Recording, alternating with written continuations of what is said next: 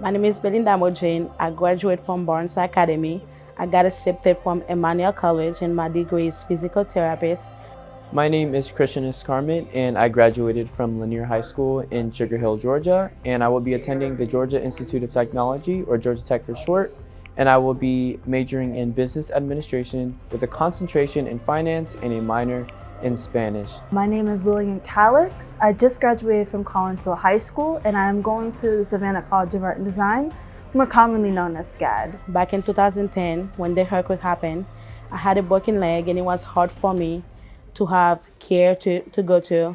So my dream is when I'm done study physical therapist, so I can go back with my degree to help kids in need in my community. I want to become an illustrator so I can illustrate books that promote stories about self-confidence, self-worth, so women of color and from Haiti can embrace our culture and just who we are.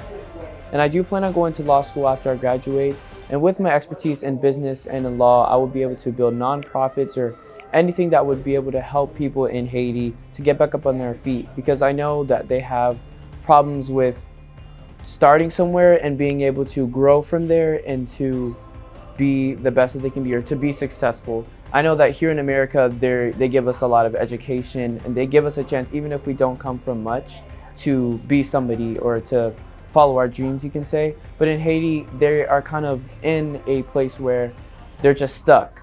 And I feel that with my degree, I'd be able to, of course, with the economic standings of the country, be able to build nonprofits or an organization that will allow Haitians to start somewhere and be able to build from that and to be successful from that situation.